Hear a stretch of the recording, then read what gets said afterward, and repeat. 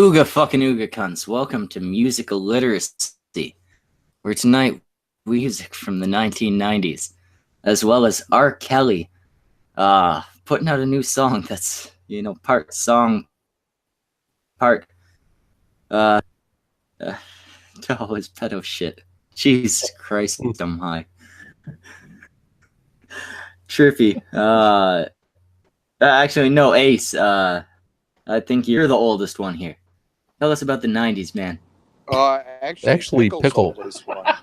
Right? Pickle just told you that like 3 minutes ago. Yep. Okay, the Pickle then. Jesus.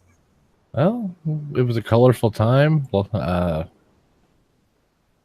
Music was changing in a lot of ways. We got boy bands. We got hip hop. We got boy bands. We got Vanilla Ice. We got and lost grunge. Vanilla Ice. And we're ignoring Trippy. Go, Ninja, go. There've already we don't need a third episode on fucking Vanilla Ice. Man, we can do as many fucking episodes on Vanilla Ice as we want. That's pretty true. You fucking kidding me? Vanilla Ice is a gold mine in every way. I love that. I love that man in ways that I cannot possibly describe to any of you. Gay ways.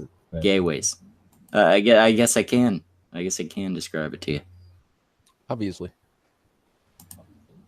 But from what I understand, he wasn't so big in the 90s. He had already faded out by the 90s. Well, yeah, it was like 1990. That was his biggest year. And then I think Go Ninja Go was a 1991 thing. Yeah, and then that was it. Okay. Yeah. So he was still around for a little bit of the 90s. Yeah, like the song came out in 89, the big hit of his. And then the Go Ninja one wasn't until, Teenage Mutant Ninja Turtles 2. Yeah, the Ninja Rap. Yeah, the Ninja Rap. That was the second movie, right? Yep. Secret of the Ooze. Right, I mean, he was definitely good at marketing. At some point, he managed to make himself the one big white rapper for a while. He got himself into a Ninja Turtles movie as the one white rapper. Somewhere that fell off because now he does a house remodeling show. He's probably making better money. Well, yeah, I assume he is, but at some point, the money he was making after 2 songs has to taper off, right? You would think so. But I'm pretty sure he's also one of those artists that kept quite a lot of his money. Like, once he did have some, probably the second time he got some, I'd imagine, he kind of stayed to where, he wouldn't really have to do too much work over the years to maintain, Oh, yeah, I figure he probably got big enough that those 2 songs probably floated him for quite some time.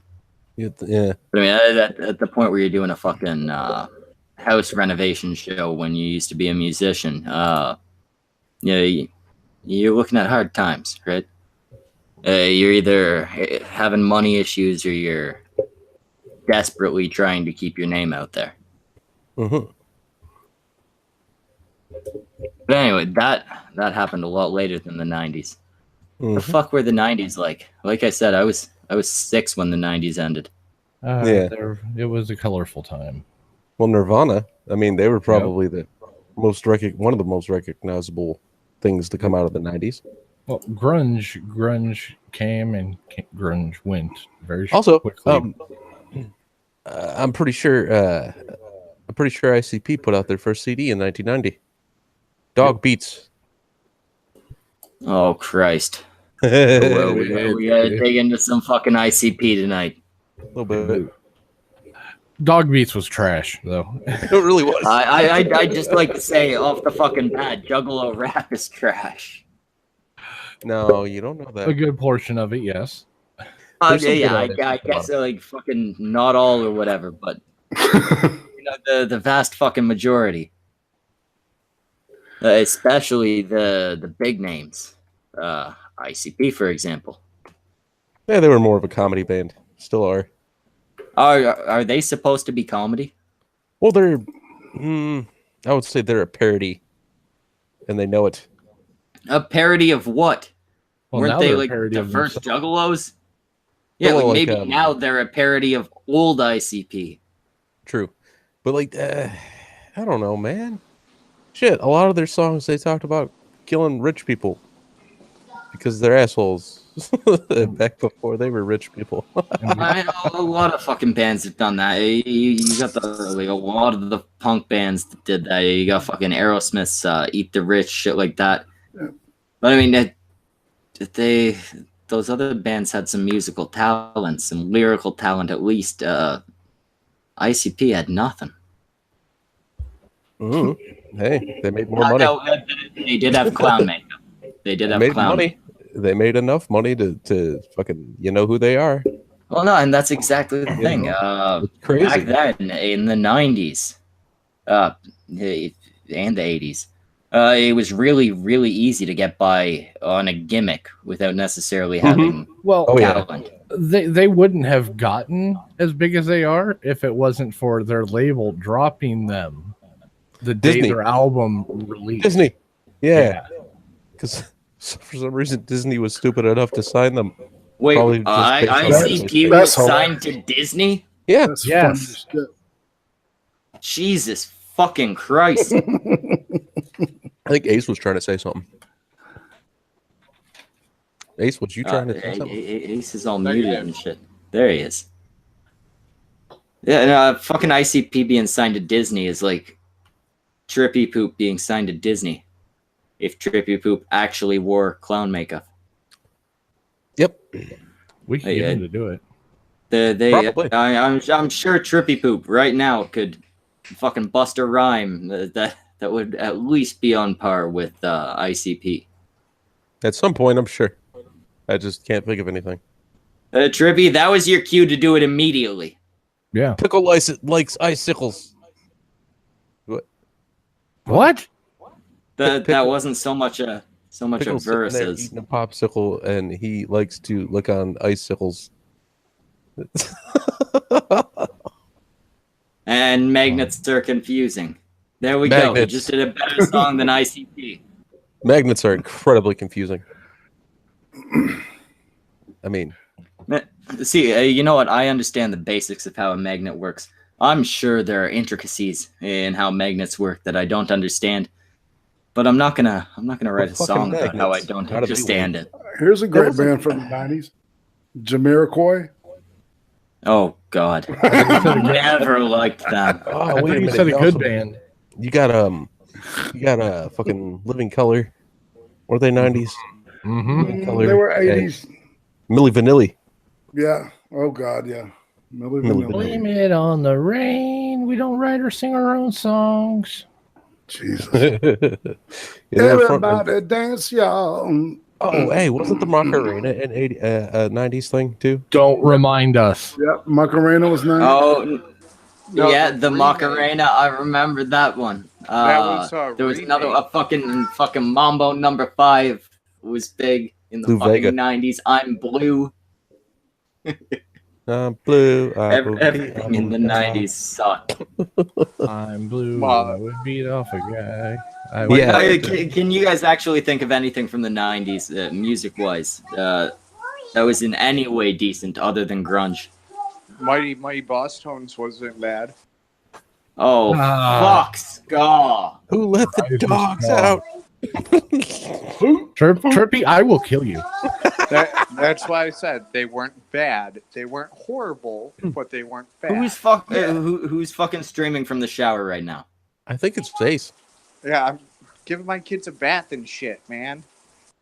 Jesus Christ. Your kids are right there. Don't say curse words. Jesus Christ, Skull. Yeah. Hail Satan. 90s. Smash it was Mouth. like a gimmicky. Smash Mouth. Smash Mouth. Smash Mouth. From the What was that song? Walking on the Sun. Yep, that was their first big song. That was actually a decent song, man. Then they did All Star and ruined all good faith Exploded. they had with humanity. Hey now, you're an you know, all-star. get your game out. Go play. That's all I know, man. All that glitters is gold. No, see, I was young enough. I know most fucking Smash Mouth songs. Like that was the shit that was popular when I was young. I think I just heard disappointment out of Schmeichel's wife. Oh no, that was somebody else. That ain't my wife. That Yeah, was somebody Uzi Q. It's Uzi Q reminding me that Eminem Hey, Eminem didn't started out in the 90s. Yeah, Eminem and Kid Rock would have both Please started stand this shit. up. Actually, a lot of the whole gangster rap shit would have Yep. started in the Snoop 90s. Dogg, So that would have been NWA. exactly.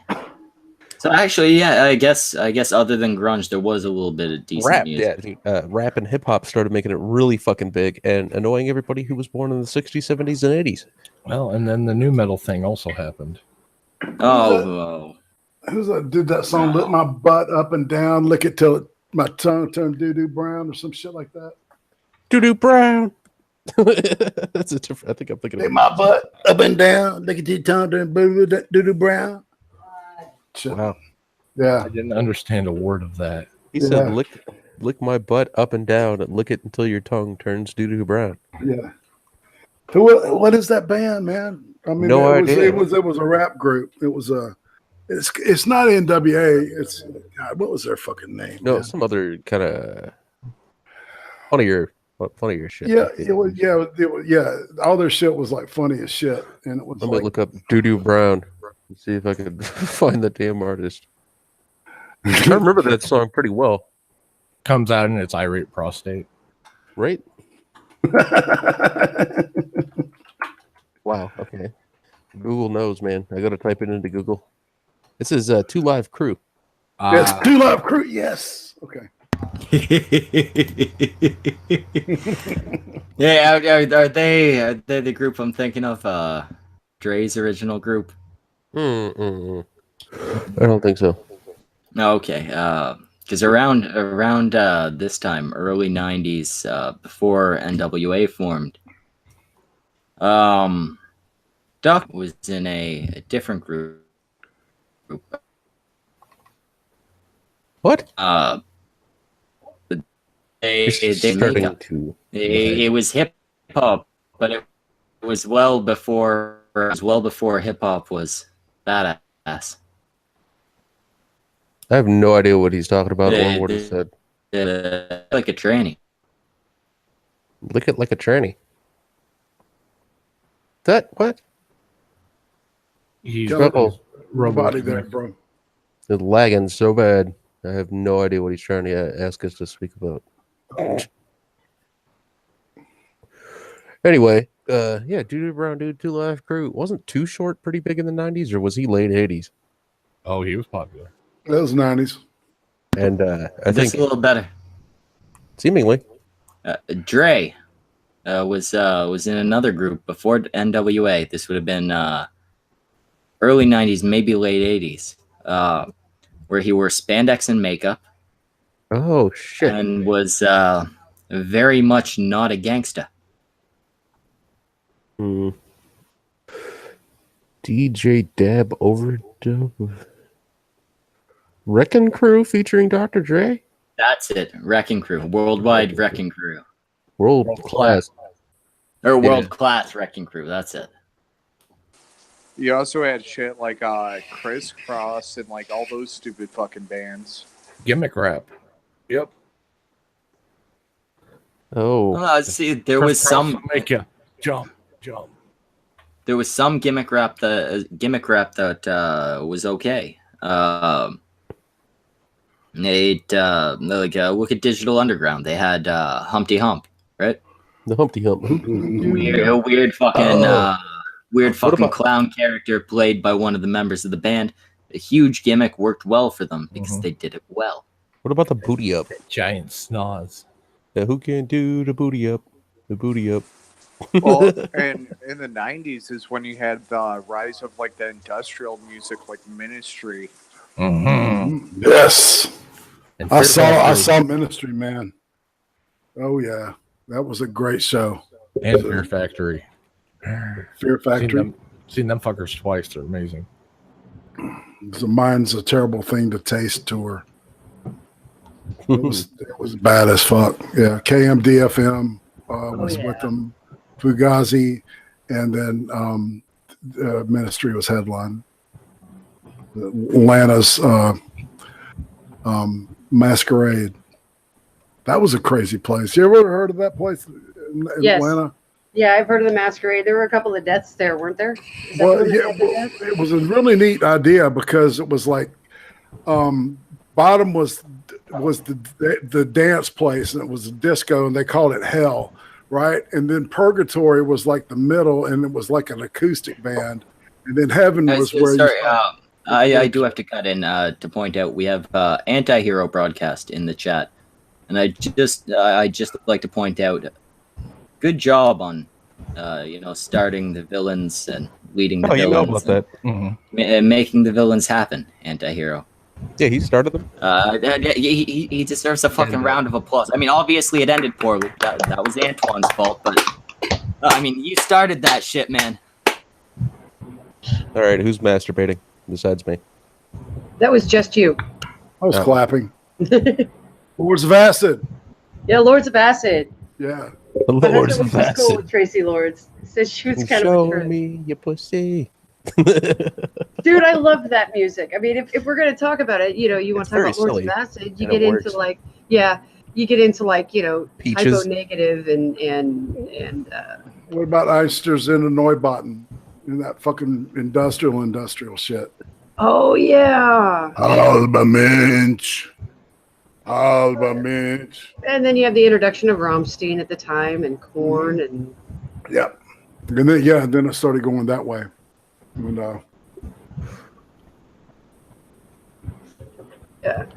music definitely took an interesting.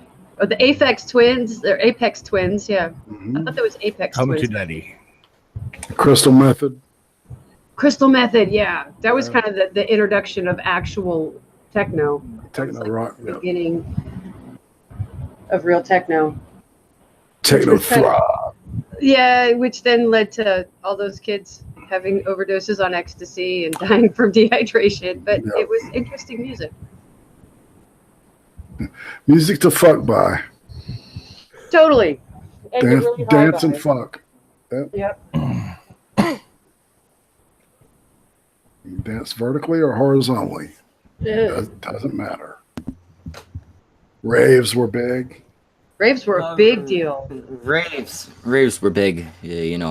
Last decade, this decade, raves have really picked up because kids like to do drugs and have sex, and raves allow both of those things. Yeah, Bacchanalia. It's a modern version. It's my take. Yeah. I remember going to a lot of the big raves, like How Sweet It Is and Coochie Masters, I think, or something weird like that. Coochie Master. Yeah, it was called something like that. I can't remember any more than That's not a pretentious mushrooms name. involved. No, not at all. It was like, and yeah, I don't know. It was was a the name weird of time. Schmeppel's first band. Twatterama. Twatterama. That's a good one. I like that. That should be like a punk band.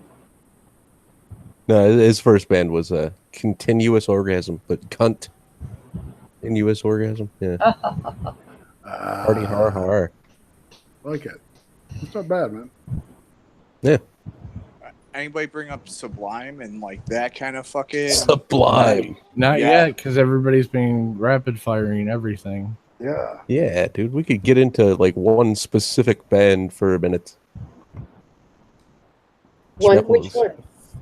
Actually, no. Pickle's favorite band. Smash Mouth. Smash Mouth, man. He loved it. I despise Smash Mouth. It was his Well, what favorite. about Somebody Soundgarden? once told me the world is gonna roll me. My kids know all the Smash Mouth hits. Sharpest tool. Fucking Alice in Chains, man. Oh yeah. Yeah. Let's get a little bit more focused. Pickle band. I'd say Alice in Chains. Fuck. I wasn't even going for a band. I was trying to just, Genre. focus on a genre like briefly Yeah. enough, and everybody keeps jumping around. Let's like Jack. Yeah, let's not have a show like last week where it was Just naming we all bands. kind of went a little nuts. Yeah. So yeah, pick a fucking specific genre. I don't know, you guys. Ska's been brought up, and there was a lot of big ska stuff going on in the 90s. Yeah, dude. Well, that was the inception of the rockabilly scene, wasn't it? I mean, you had like fast cars, fast women, and big instruments. It wasn't all the ska in the 90s, because there was quite a few, like you were saying. Wasn't that kind of like a reinception of that type of music in the 90s? Yeah, it was an amalgamation of punk and big band. Yeah. All right. At least that's what they all said it was. I mean, it was mostly band nerds that couldn't do anything else and decided they really liked punk and metal at the same time. Ace, what were you about to say? Exactly what Timma was going to say. All Sorry, right. I'm doing it again. I'll shut up. It works, though. I mean, at least we're on the same page.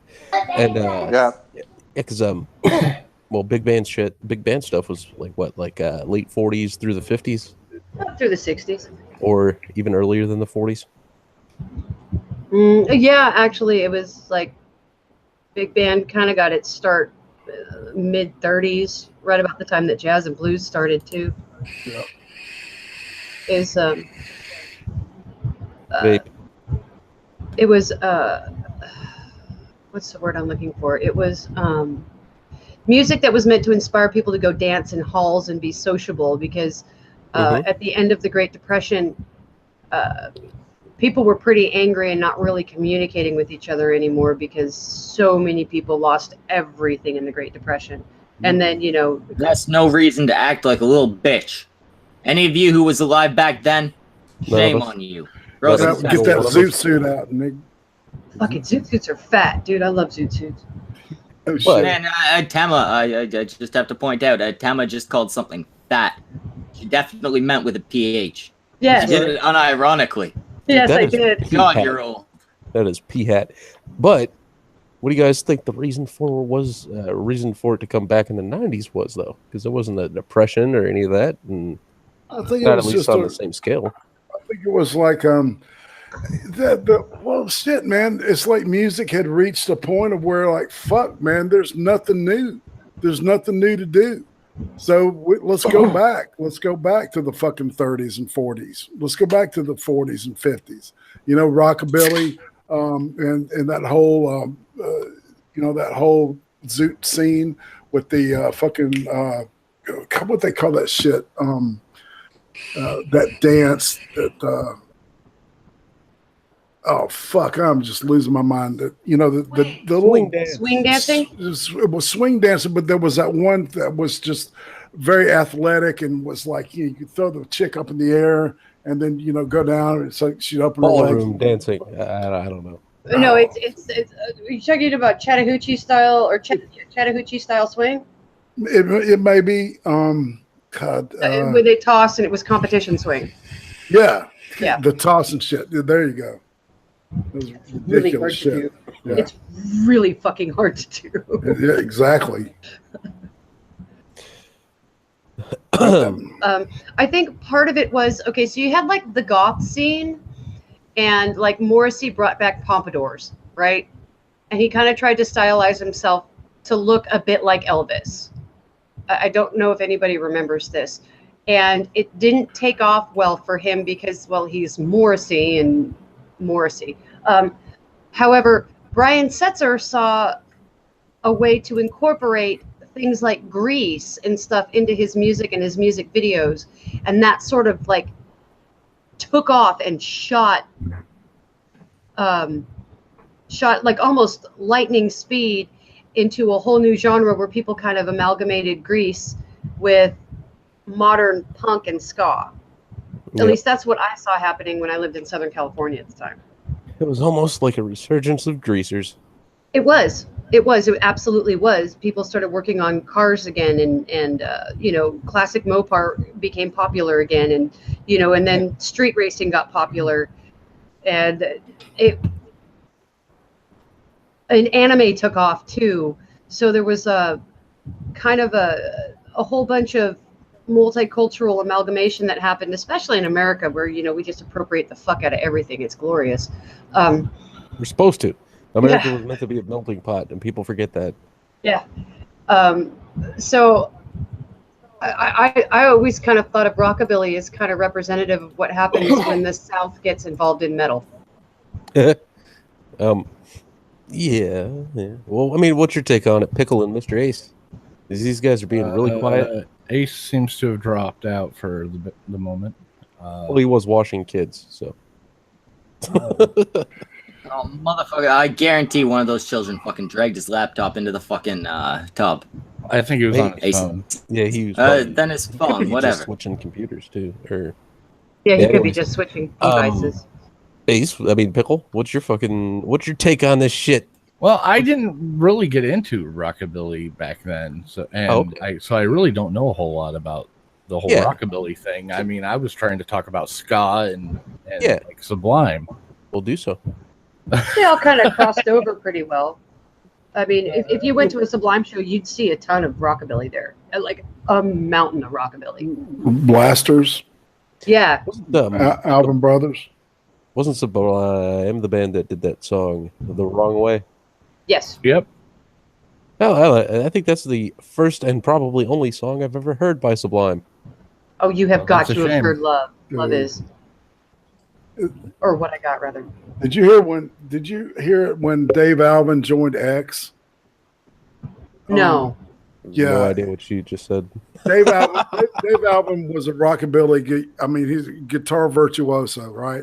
Hollow body. Rockabilly is like hollow body electric guitars. It has a distinct sound. It has a very warm sound to it, and he could play the thing like a motherfucker. And so when Billy Zoom left X, they thought they were SOL. Dave Alvin joins them and gives them a whole new fucking lease on where they were going. There's this one song called Devil Doll, man, that's fucking incredible. The guitar riff on it is just it's insane. I'm going to look it up. Hold on a second. Trippy, I'm sure you've heard a lot of Sublime songs and not realized they were Sublime songs. I mean, Two Joints is Sublime. Yep. No idea what that is. I smoke 2 joints in the morning. I smoke two joints at night. Smoke 2 joints in the afternoon. Just to make me feel alright. Yeah. I do not allow singing on this channel. You said you made an exception for it for the music show. Oh, yeah, actually, I did do that, didn't I? That's right, motherfucker. I apologize for my outburst there. I suppose we can't have a music show and not allow singing. I mean, I kind of look at rockabilly as the thing that created the entire YouTube genre of people covering metal songs with classical instruments. Well, and the thing with rockabilly, that was kind of underground. It wasn't really that big in the 90s. It really took off in the fucking 2000s with people like the fucking horror pops and those types of bands. Mm-hmm. I lost part of that, Ace. Horror pop and what? Those types of bands like the horror pops and whatnot, they really got big in the fucking 2000s. But they started off in the fucking 90s. Yeah. It's maybe it's what happened when all of the metalheads from the 80s that were kind of underground, they aged a little bit and couldn't play the way they used to, and so they kind of turned the music into rockabilly, I guess. I don't know. And because it's like Pastor Pussycat had that time too.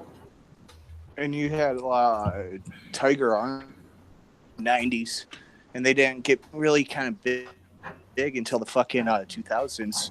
And the singer for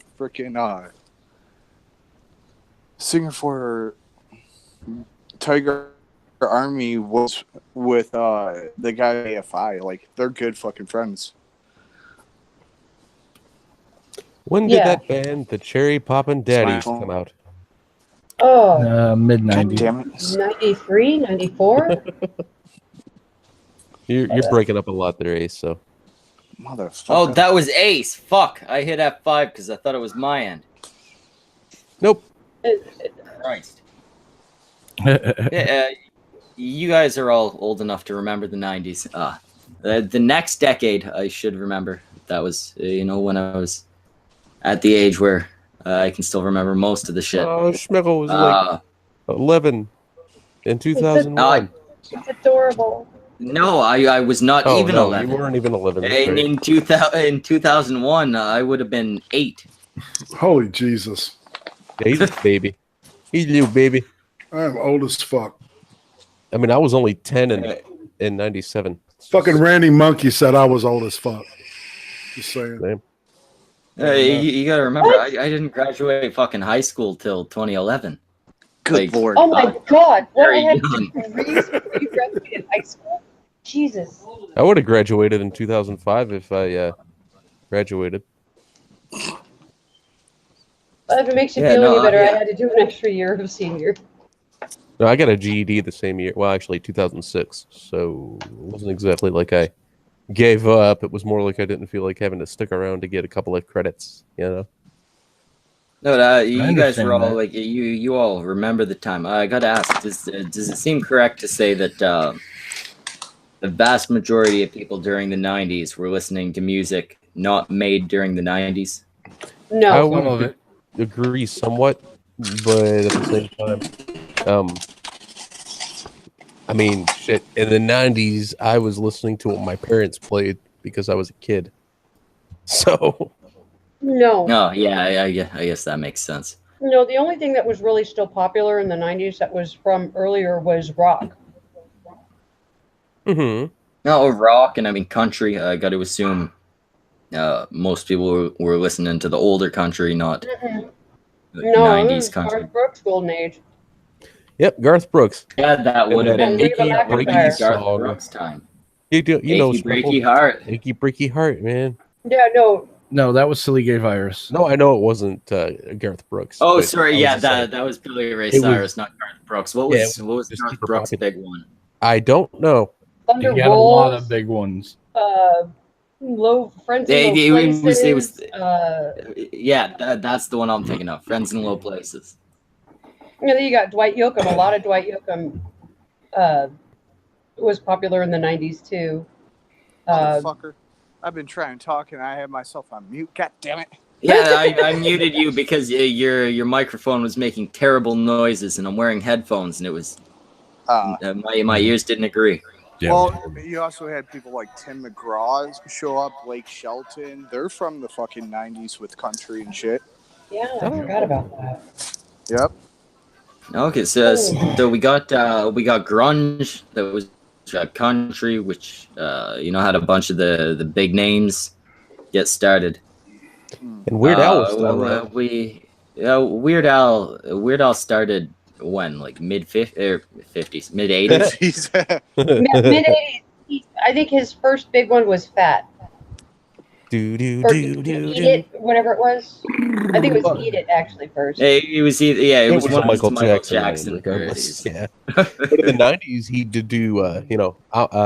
Amish. Oh yeah. Paradise. Paradise. Yeah. I remember actually. He had a couple when I was young. I don't know if it was the 90s or the two. It was the Amish Paradise one. White and Nerdy. White and Nerdy was 2000s. He did the parody of American Pie too with Star Wars. But that was that came out in '99. Mm-hmm. Running with Scissors. Let's see the record album it was off of. You kind of gotta pay some attention to Weird Al because the parody obviously it happened, but it wasn't. You didn't have like mainstream parody artists until Weird Al. Mm-hmm. Exactly. Well, and for the most part, we still don't. Well, yeah, exactly. I mean, just yeah, actually, with basically just Weird Al. Pretty fucking much. I mean, you got other people that have done a lot of parody songs. Oh shit! But they're known for other shit. Like what was the dude that did Titties and Beer? Frank Zappa. Frank Zappa. But Frank Zappa died in Carrington. What do you No.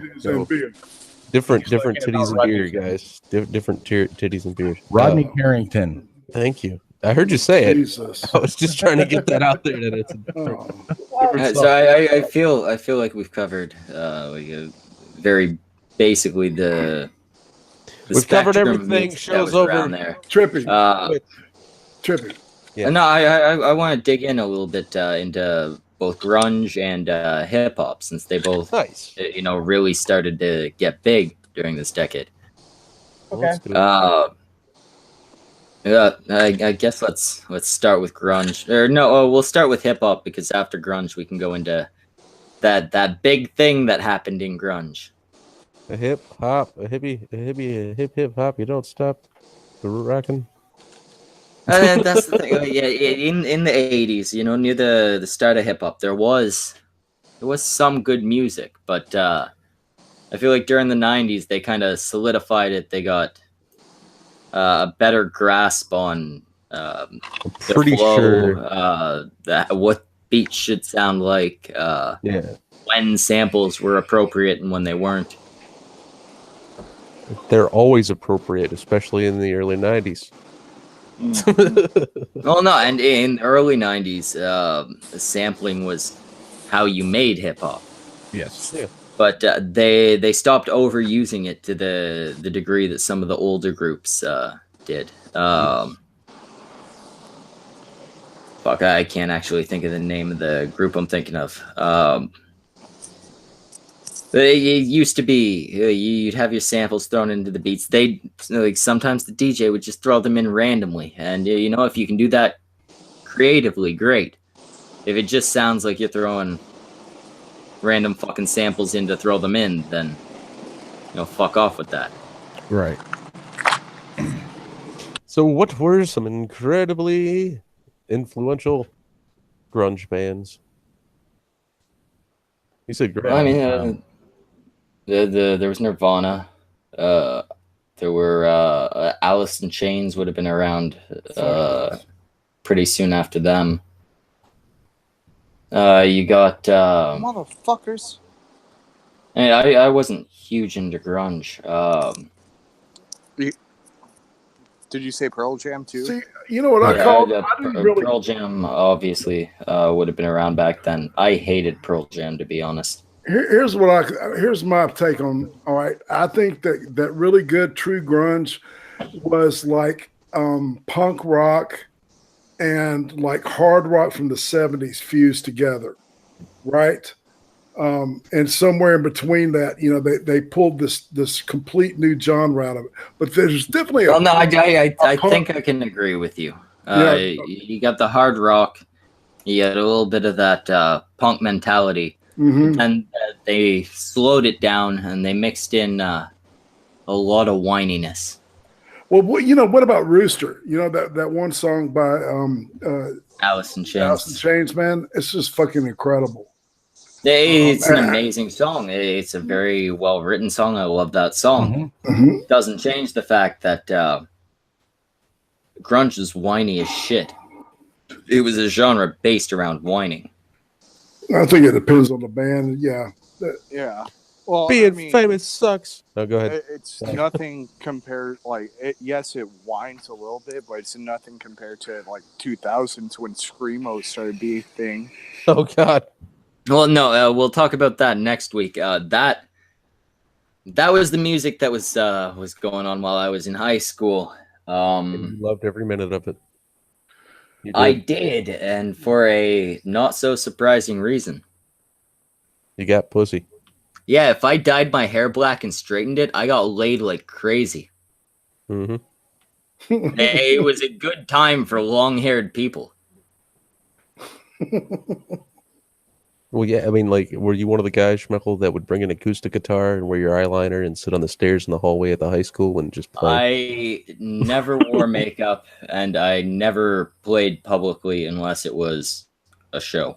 Well, shit, you got eyeliner on right now. He's got eyeliner on right now, everybody.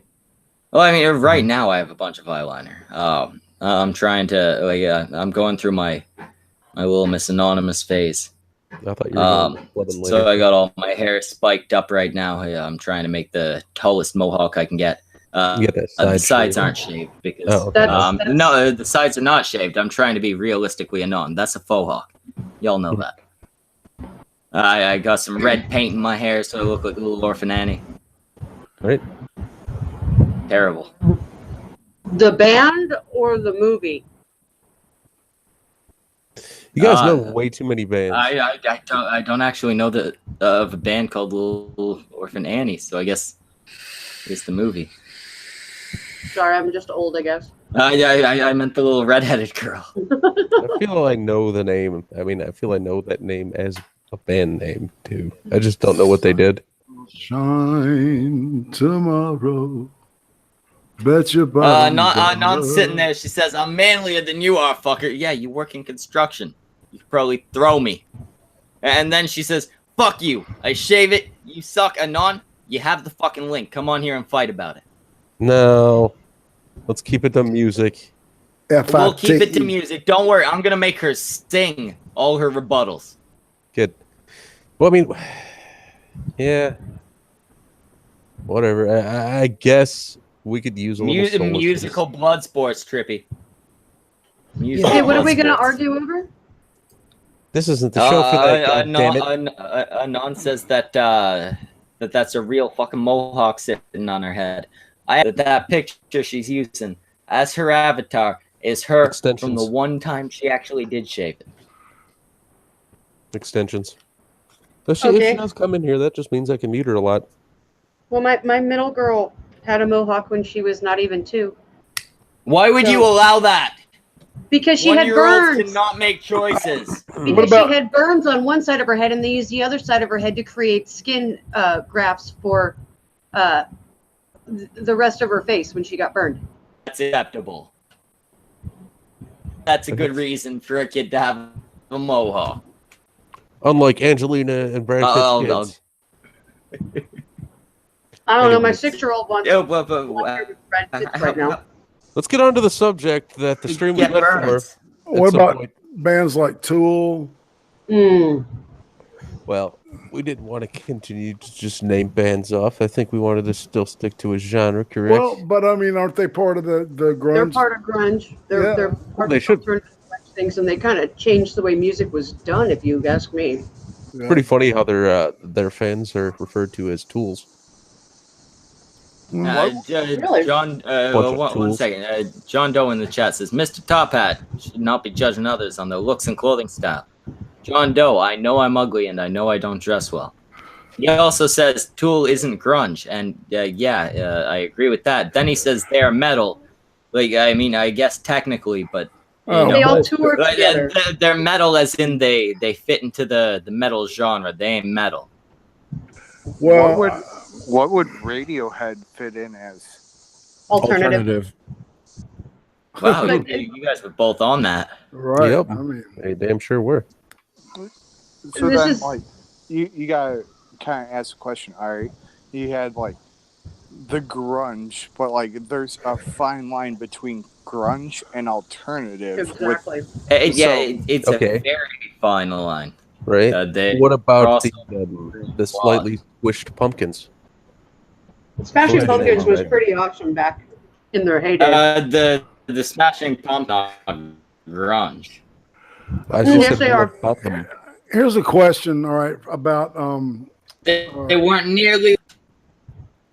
Well, that was a good yell. I'm glad he got that out of his fucking system. Apparently, he hasn't heard "Rat in a Cage" or "Zero" or. Despite all my rage, I am still just a rat in a cage. I was talking about like the copyright deal. There's a great version of this band, the School of Rock from Chicago. It's all like 12-year-old kids playing it, and they're doing Schism by Tool, and it's good.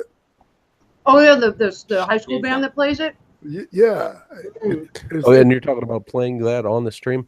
Yeah, I think we can do that kind of shit. I don't think we can. Yeah, I wouldn't think so either. Yeah, just because the song itself is copywritten, not it doesn't necessarily matter who's playing it. YouTube will still take it down. Yep. Okay. And another huge thing that happened in the fucking 90s is that's when they started putting the parental advisory fucking stickers on albums and shit. And there was a huge controversy. Yep. You could thank Hillary Clinton for that. Big old controversy because they bands wanted their shit sold at places like Walmart. It was Tipper Gore, not Hillary Clinton. No, they went together. They ran it together. I was there. I watched it. They held those inquisitions together, side by side. Oh, we lost Pickle. I watched that happen. It ruined music. After that was, I look at grunge and like the rockabilly and the industrial metal. That pocket was the last truly not corporatized version of music we had, because after the censorship stuff started and they started labeling and determining all those things, music changed and it started getting way more formulaic and less expressive, and it started sucking, in my opinion. I don't know.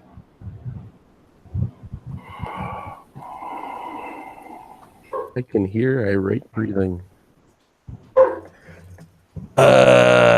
See, I'm pretty sure last week when we did the show, these guys didn't feel like they got to be able to really speak on it too much, Pickle and Ace, and I really didn't know what the hell. So Ace went mute and Pickle disappeared. What happened? I think wow. What happened? Yeah. Well, yeah, and on shit. But no, when it comes to the 80s, like the biggest thing that I want to fucking talk about, where it was a big fucking thing, was punk music. Like, I feel like we missed so much shit that we could have talked about, especially with the 80s and like when punk was truly a fucking punk scene. And like in the 90s, yeah, you had like the Casualties and fucking other people fucking going pretty damn hard. But the unfortunate thing is during the 90s, a lot of the punk scene got taken over by fucking skinheads. Yeah. Yeah, in the 80s, sort of. I mean, there was the faction of skinheads, but then you had the entire other side of it that just didn't get as many record labels because they were way more like anarchists than they were like the socialists. So you had like AFI was an anti-racist band, Suicidal Tendencies, No Effects, because they started in the 80s.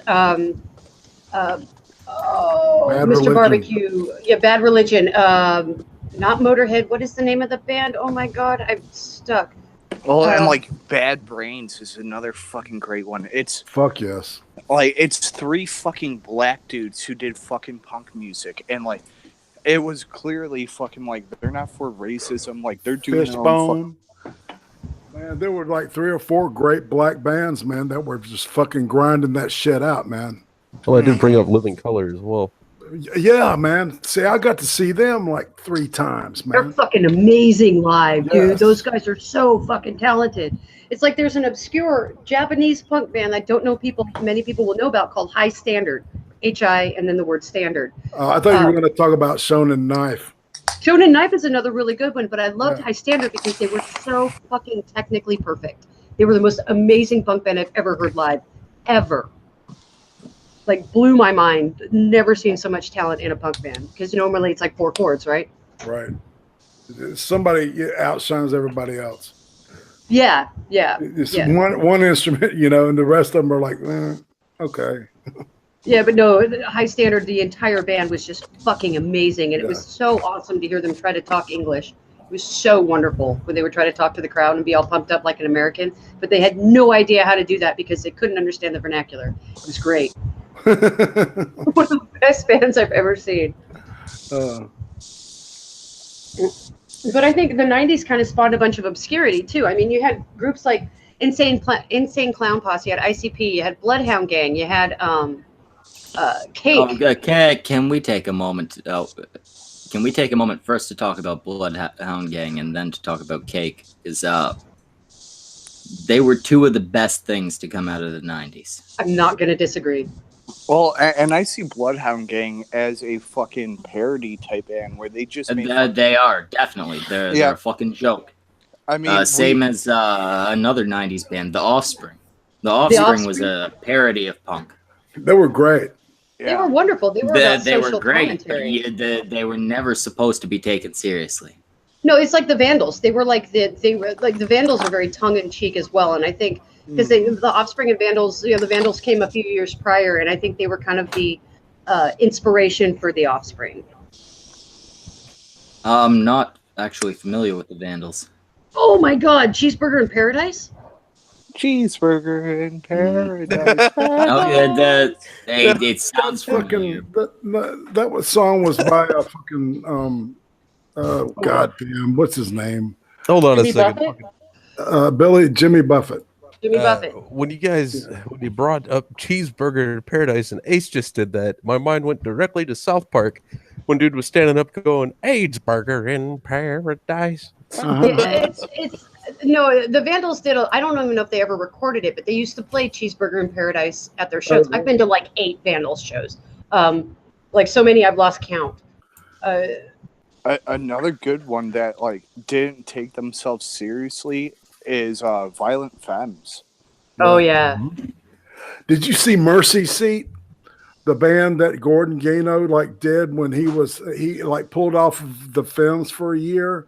And he took all these black gospel musicians, and I swear to God, the woman wasn't a woman.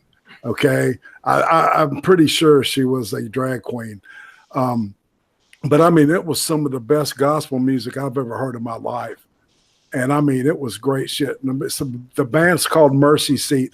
If you can find that album, man. I would love it. I'll see if I can find it on this place. But it's just one of those gems, like the Knitters. That was like a put together band that did country music. It was like two people from X. I gotta cut you off. Lumis Anonymous says ICP had one good song. Which one? I was gonna say one. ICP had a good song. When the fuck? I like the fucking Magnet song. I forget what it's called. It's called Miracles, and that was actually one of the worst fucking songs they ever put out. I don't like it because it's a good song. I like it because it's so funny when they get to the fucking line. Magnets at all. I know it wasn't about magnets. There was only one line about the fucking magnets, but yeah, dude, and I like that song just because eventually it gets to that line. And lots of parody was made of it. I know it became an internet meme, which got them a lot of money. Well, but they had like Mr. Happy and My Axe is My Buddy and like Mr. Happy, My Axe, Chicken Hunting. Fucking yeah, I mean, they were so tongue in cheek. Trippy, Tama, fucking send me links to these fucking songs. I'll take a look. Maybe I've only seen the shitty songs, but what I've seen from them, they are not talented rappers. Well, they're not talented rappers. They even admit that they're horrible rappers. They're not talented rappers. They just know how to make a gimmick work. And the gimmick didn't work. Like I said, their name is the gimmick definitely did work. You think Juggalo, you think ICP before anybody else, right? They fucking Juggalo gangs and shit, and you think them, you think ICP. I mean, ICP's gimmick definitely worked, but they're not good at what they do outside the gimmick. Outside the gimmick is pretty much where they're the best at because they've signed a lot of good fucking bands that went on to do a lot better than being on their label. Psychopathic or just Psychopath? Psychopathic Records. Yeah. Okay, it is Psychopathic. The one that they have had some good names on there. Like Ace just said, Vanilla Ice was on there for a short period of time. Vanilla Ice.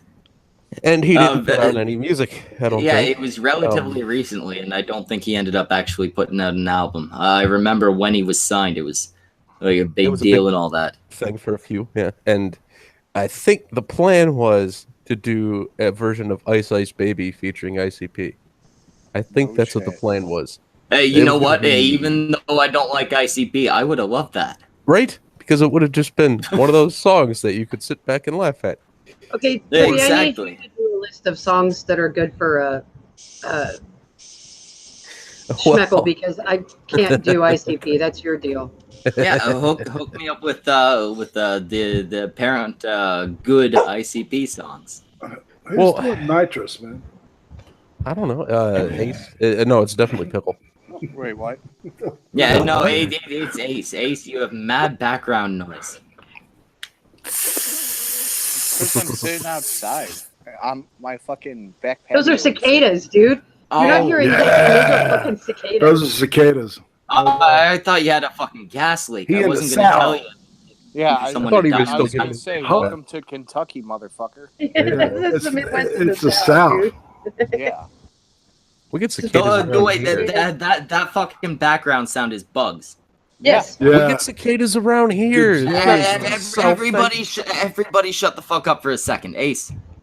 If you didn't invite 50 fucking people to each stream. Bugs go. There's 6 of us. And 5 of us are supposed to be here. 4 of us. 5. I'm not supposed to be here? Then why'd you send me the link? Well, no, I mean, 4 of us are hosts. But everybody shut the fuck up for a second. I want to hear Ace's bugs. And now they get quiet. Better than ICP. Oh. Well, What? somebody in that conversation's made a lot more money than Schmeckle. Hey, you don't know how much money I make. You can probably reasonably assume that it's a lot less than ICP, and I'd agree with you because that's entirely the truth. But don't make assumptions. It makes an ass out of you and umption. And umption, exactly. So what you're trying to say is Ace has bugs on his nuts. Oh yeah, bugs on my nuts. That's a good, funny song. Send me whatever's supposed to be the good song. Oh God. I mean, I gotta say, you did surprise me with Prozac. Prozac, Juggalo rapper. He's all right. I could show you some songs from Twisted that you'd probably like. I know Twisted. They're all right. They get pretty violent. Some stuff by Boondocks you might like. No. It was Boondocks you showed me, not Prozac. I didn't show you anybody but Twisted unless Pickles showed you Prozac. I don't know. There are too many fucking juggalos around here. Psycho Fire has a good point. Let's talk about Pantera. The 90s wasn't a great time for Pantera, but the 90s was great for metal because it really defined what fucking metal should be. Because in the 80s you had like bands glam like rock. fucking it was moose metal. Oh, okay. And then you had fucking. I'm sorry. I love the fucking hair metal.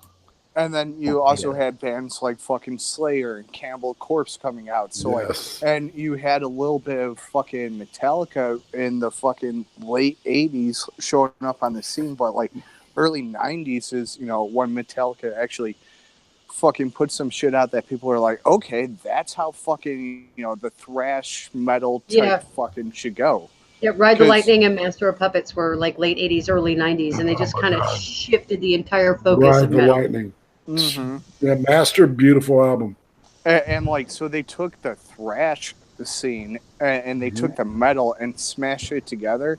Yeah. And like, that's what we really know of the 90s of like fucking metal, because that form of metal like gave way to fucking bands like fucking Pantera, where they did a lot of fucking thrash shit, but at the same time it was so deep and dark. It was a beautiful blend of the two. You also got to see the talent shine because you saw like with Pantera especially, each album had some sort of really awesome kind of like a slow jam kind of rock metal song in it. You're like Down in a Hole or not Down in a Hole. I can't think of the name of the song right now with the Graves. Cemetery Gates or Even Cemetery Gates fucking goes hard, and like. Well, that's what I'm saying, but it still had that beautiful melody as part of it too. It showed how much talent the band really. Cemetery Gates. It's an amazing song, but you're fucking yourself over if you're looking at any version without that little intro at the start. The fucking music video lacks that. Yeah. You got to get that nice little soft soft part at the start. Well, another exactly. Is there some conspiracy? Another great one by Pantera is fucking This Love. And with This Love, like, they have the nice slow melody, but when it gets to the chorus, they go fucking hard as shit. And it's fucking great where they can play both sides. And it just showed, like, the talent of all those fucking guys. Man, well, we got fucking Psycho in the chat. He was the one that brought up Pantera. He says, R.I.P. Vinny. Riding Shotgun featuring Dimebag. Fucking Psycho. Dimebag Daryl dying. Especially the way it happened in front of his brother and all that. Ridiculously upsetting. I'm not actually sure which Vinny you're talking about. Because, Vinny Paul, the drummer for Pantera and Damage Plan. When did Vinny die? About a month ago? Yeah. Just not recently. Yeah, he died from, I want to say, a heart attack. Yeah. I didn't know that. I thought maybe he was talking about Vinnie Paul, but I thought he was mistaken. You gotta get your ticker looked at, guys and ladies. Yep. Everybody. You really need to do that. Especially if you're a drinker like Schmeckel. And like most of the shit I drink is like energy drink mixed. That's even worse. I didn't know fucking. That's a redneck speedball. See, what happens is when you drink energy drinks, your blood thins and your heart rate increases. So think about how bad that is for you. Well, to be fair, I have a resting heart rate of ridiculously high. Okay. That's even worse. I just have a really, what they tell me is that I have an incredibly strong heart. I don't know how strong my heart is. I know that it goes way too fast. Yeah, but are all your valves normal and shit? There's shit like that. I don't know. I've never had an extensive check on all that shit. I've just had them, check my heartbeat. All right, he's so young they aren't going to check that stuff. No, they can't. Right, exactly. So it's like one of those things. That's the whole deal. It's like my deal was because of nothing that I did to my body. All that cocaine, nope. Nope. man, there's no way you did a whole lot of cocaine because I used to have a voice close to yours, and now I sound like this. It's not just cocaine; it's the fact that you did it at a younger age. Yeah. Yeah, maybe. Yeah, that makes sense. Yeah, I crammed all my heavy drug use into about a year and a half, and then I quit doing drugs almost entirely. So, did pregnancy turn you off like that? Yeah. Yeah. I've seen that happen too. I have no experience with heavy drugs. Yeah.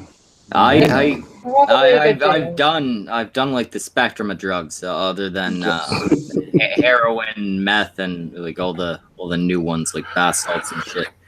Bath salts and Coke was the one I really liked. That bogus sugar. It fucked up my nose. I got a high-pitched voice. I got the fucking drips. We've officially gone from talking about the music of the 90s to man, we're talking about the 90s. If we're talking about the 90s, we shouldn't be talking about Coke. We should really talk about heroin. Exactly. Hey, Ron. That's called Hey, Ron. Heroin. Hey, Ron. Down here we call it heroin. Well, and Korn, they said one of the big reasons they kind of fucking broke up and shit is because a lot of them were deep into fucking heroin and just fucking going to town on that shit. When did Korn break up? When did Korn break up is what Pickle asked. I don't remember this ever happening. Okay, well, they went on hiatus and never came back. Right. Yeah. They just went on a hiatus because Jonathan Davis just released a solo album. Oh, okay. Yeah. Okay, they stopped being interesting and relevant. Yeah, they're one of the bands that never stopped. Right? Are they one of the bands that never stopped? And and Ministry too. Ministry should have stopped. Well, no. Well, Al Jorgensen did just quit. He just shut it down. God bless him. Thank you. Thank you, Al. Don't do fucking heroin, kids. Like, fucking, it's bad shit. That's why I have a fucking needle and all that shit tattooed on my arm to remind me never to fucking do any of that silly, crazy shit. I got a funny Al Jorgensen thing if you want to hear it. After, that show I said in Atlanta, I was with these kids that were like big freaks into it, right? So we waited out to meet the band and shit. So Al Jorgensen comes out, and the first guy says, "Oh, Al, man, let me get your." He goes, asked him something about drugs or something. He said, "I don't care. I want to suck your dick." And the guy just like stopped and like looked at him like, "What the fuck?" And Al Jorgensen said, "Man, I'm down." He grabbed him by the neck, and the dude was like, "Fuck you!" And shit, dude started running away. It's like, God damn, that was just freaky as hell. That dude is weird. So you watched that happen, huh? I was right there when that shit happened. Al Jorgensen told that dude he would suck his dick. And, speaking of freaky and crazy shit, who was a dude who would fucking like masturbate on stage, get butt naked? G.G. Allen. Yes, thank you. Like, he was in the fucking 90s, and like he was one of those where it was like fucking in between punk and like he just did his own fucking thing. Yeah. He was insane. Yeah. Dude would eat shit on stage. Yeah. See, and that's all a throwback from the weird side of punk from the 80s. Yeah. Because you had like Squirrel Nut Zipper and Fear More Beer and the Blockheads or something like that. And they would like, I remember Squirrel Nut Zipper would make a big, like a huge pile of safety pins, like, a foot deep and like 3 feet long pile of safety pins. And they would all take turns jumping onto the pile on stage. And it was just fucking weird. And it was... Body you know what I'm horror talking on about, stage. right, Irene? Yeah, they're stupid idiots, man. It started in the like late 70s with Sex Pistols spitting and blowing boogers on each other on stage and shit, and it was like, oh, that was disgusting and blah, blah, blah, and of course then they started, and when it came back to America, it was like, oh yeah, well, watch this, So it was just, it was dick wagging. Just bands trying to fucking one up each other. Exactly. Mm-hmm. Mine's bigger than yours. Exactly. And like it's one thing for the shock factor, right? And that's somebody like fucking Alice Cooper or fucking and like Kiss, like a lot of those were kind of more for like the shock factor. How outrageous can we get? Yeah, Kiss was talking about, or was all about making their show bigger. Alice Cooper was all about putting on that presentation as well, but he even pulled off magic tricks. Yep. The guillotine. Ozzy Osbourne liked to bite the head off of rubber bats. Yeah, fucking. You had Iron Maiden too, because Iron Maiden was still big in the fucking 90s. Oh yeah, and they're still big now. Oh god, oh yeah, like, definitely. One of the best fucking live performances I've seen is fucking Iron They Maiden. weren't a big drug band, man. They were a big the guitar player Dave Murray, a little dude. He was drunk every time I met them, but everybody else was just straight. Fucking Bruce Dickinson, the singer, he's like into fucking flying air. He flies their jet, right? All their gigs and shit. Yeah, he flies their. I think it's a 737. And he also owns a fucking T-34 Russian tank, and completely had it rebuilt and shit.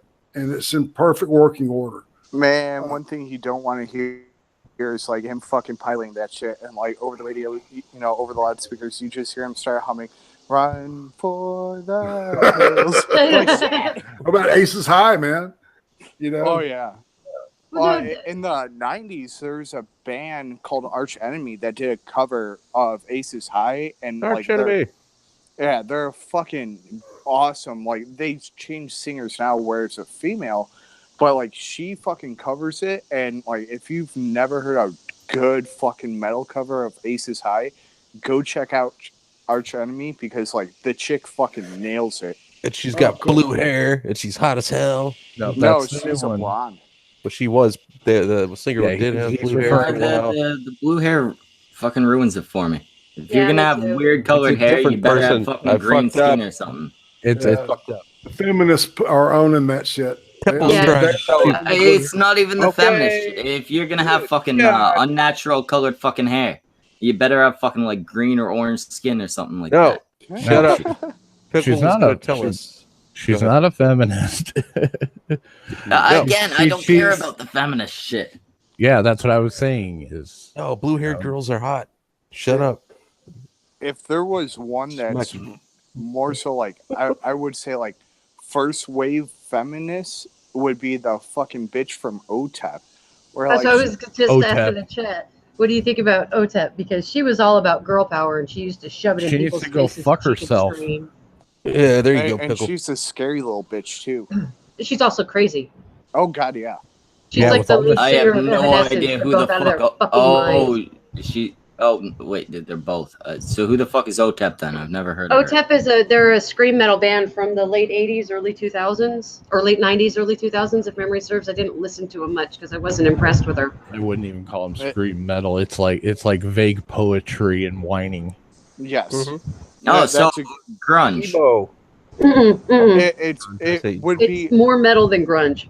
I think it would be the stepping stone between metal and screamo. Like they're right in between Memo. It's Memo. Oh my god. She was. I never found her particularly talented or appealing in any way, shape, or form. But I heard a lot of people I knew extol the virtues of her being able to do what guys do, and I always thought it was kind of shit. Well, no, because a lot of the times with their fucking music, they were trying to drive home a fucking message, like Rage Against the Machine. Like, they're another one that, like, their fucking political message, if they weren't so fucking out there and, like, shoving it in your face of, like, this is a problem with America and this is a problem with this. Like, Rage Against the Machine would have been a fucking awesome goddamn band. Especially with, Tom, I can't remember his fucking last name. Morello. Guitarist. Yeah, Tom Morello. A fucking awesome guitarist. He was also an Audio Slave. Yeah. Well, he left Rage to go to Audio Slave because he couldn't stand being in Rage anymore. They were too militant for him. I remember Rage had already broke up. Oh, had they? Yep. Well, I remember him coming out after their breakup saying that I was ready to leave before we broke up because I was tired of the politics. It was in one of the VH1 videos. Behind the music type thing. Yeah, one of those where he was just candid about it, and he was like, "These people are fucking crazy. I don't ever want to deal with them again." But that's pretty common in music. You'll find a lot of band members that are leaving on their own will come out and say, "Everybody in this band is fucking crazy. I don't ever want to deal with them again." Well, yeah, that's like Sinead O'Connor. Like, a lot of people didn't want to fuck with her crazy ass.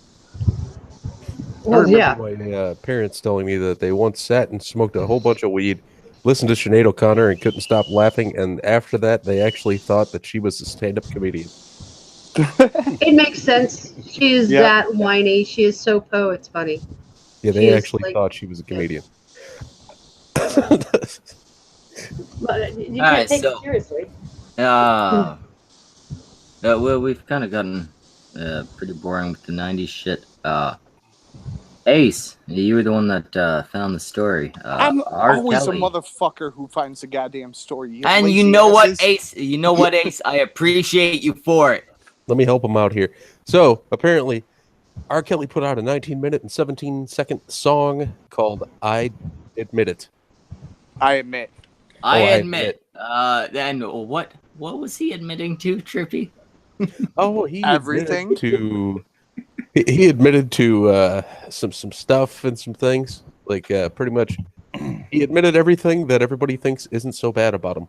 Yeah, like everything that people think he did, he admitted to it. Like, there's one part, and like it's within the first like 5 minutes of the song. He's like, "Yeah, I fucked Yeah. older By girls the way, and younger girls." it's a fucking 19-minute song, cunts. Yes. 19 Which minutes and 17 seconds. that's not actually atypical for R. Kelly. He does do longer shit, but this is a 19. This is 19 minutes of him admitting to all the shitty things he's done. One of the comments on the video was, "Oh, 19 minutes? That's got to be the first thing R. Kelly's done over 18 for a very, very, very long time." Oh, Well, and he brought up like pedophile shit like in the song, saying like, "Oh, motherfuckers are whack," talking about that shit. Like, blah, blah. Like you fucked Aaliyah at 14 years old. Like, And don't go ahead. got married to her, falsely married. But you know, hey, whatever. Like he fucking didn't do any of this shit according to him because that was his like.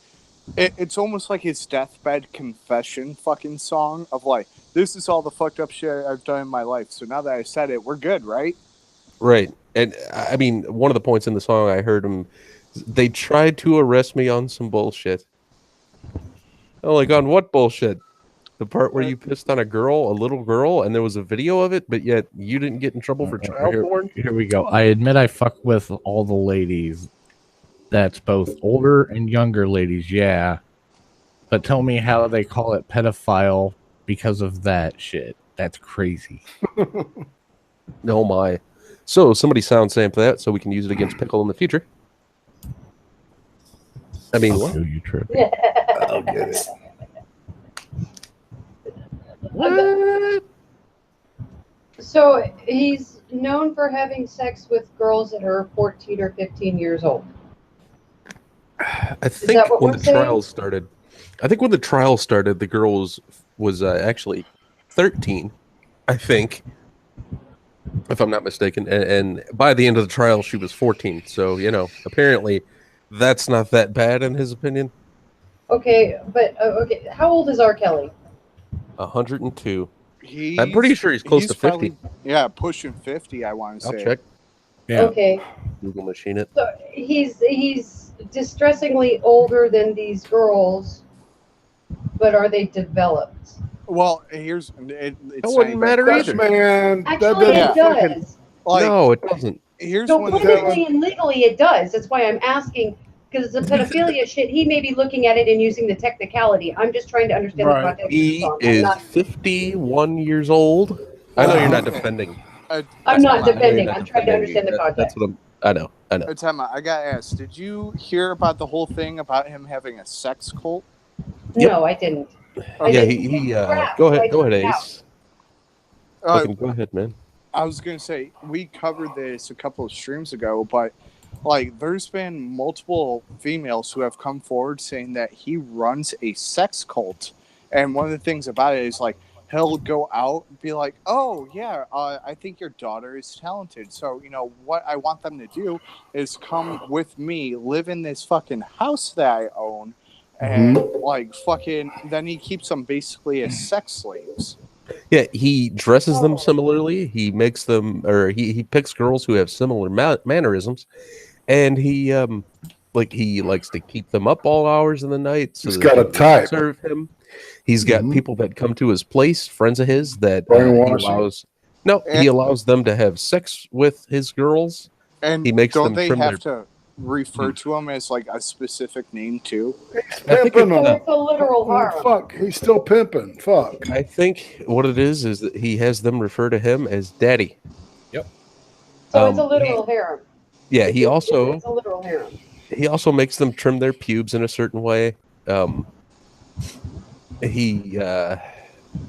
I said, they have to address him as daddy. What else, Ace? And this isn't just like one chick who has said this. There's at least like 4 to 5 different females who have come forward talking about this, and like there's now a big fucking to do about it. And like, so like now, because that was a couple of weeks ago that fucking the whole sex cult thing came out. Now he released that song saying, I admit. Where like, so are you trying to cover your fucking ass now with all this shit? Saying like, oh, I did this and that, but like I'm almost not that definitely bad guy. Okay, so are these girls over 18? No, some of them, no. Usually when, or at least the stories that I've heard, the one girl, she was accepted to come live with him. I think she was 15 years old. Her mom said, oh, he's a recording artist. I can trust him. Go ahead and go live with him.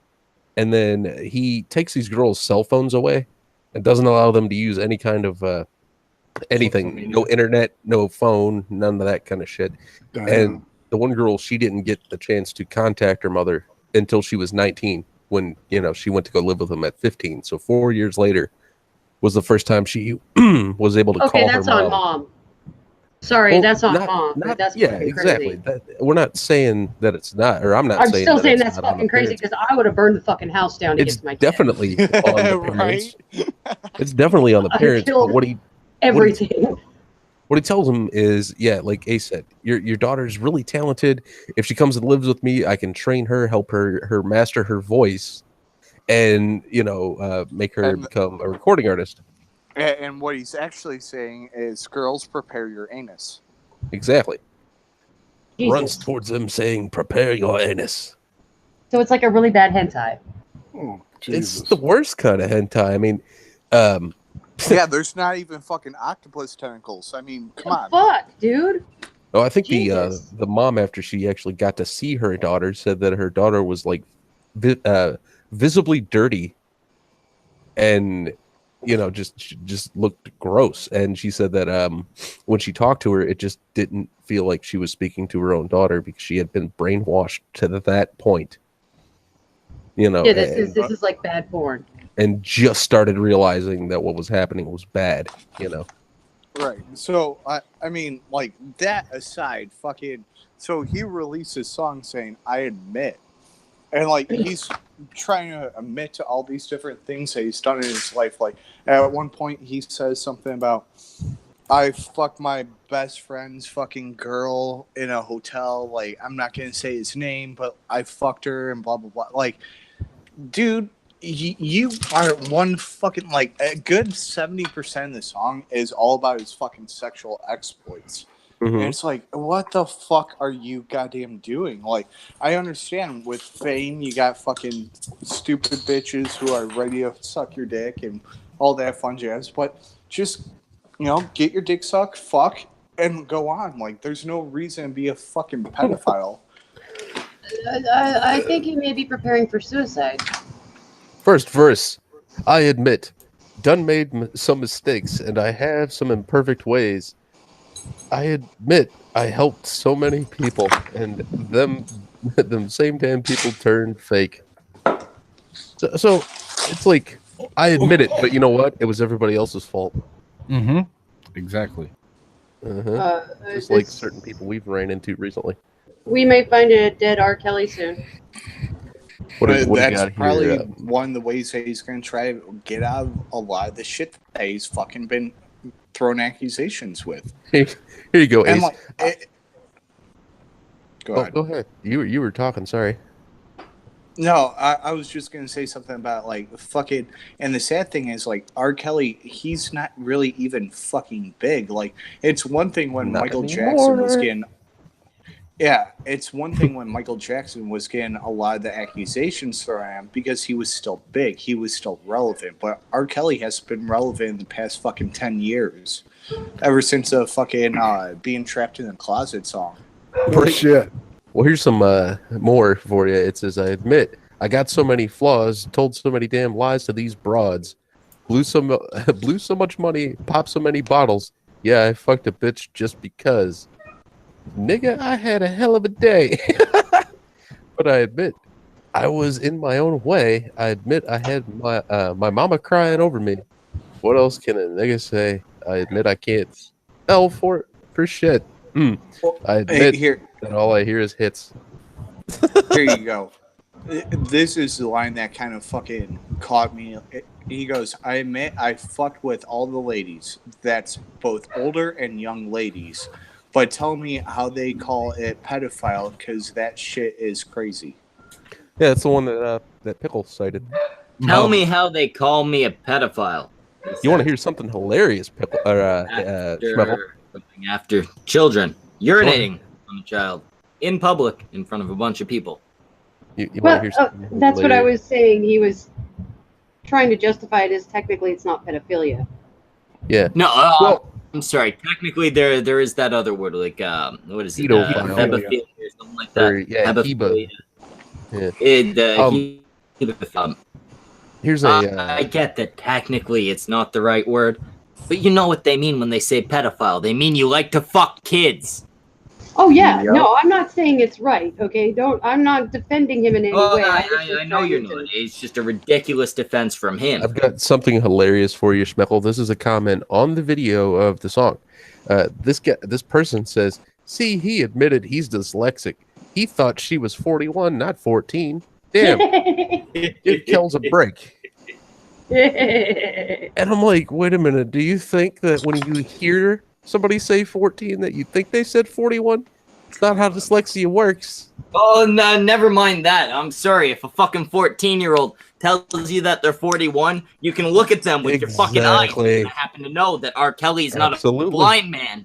Absolutely. You can look at them and say, hey, that's not a 41-year-old. Well, and here's the thing, too. It's fucking dyslexia. It's more about, like, what you actually see on fucking paper. So, like, it's not like they wrote down their fucking age and, like, waved it right in front of fucking R. Kelly's face. Like, you could fucking use your goddamn eyeballs, like Schmeckle was saying, and fucking know that they're goddamn fucking 14, not 41. Yep. I'd kill a motherfucker for touching my 14-year-old. I've said this before, and I'll fucking say it. I don't give a shit if it's on fucking live shit. But if somebody were to touch any of my fucking kids, they will die a long, slow fucking death.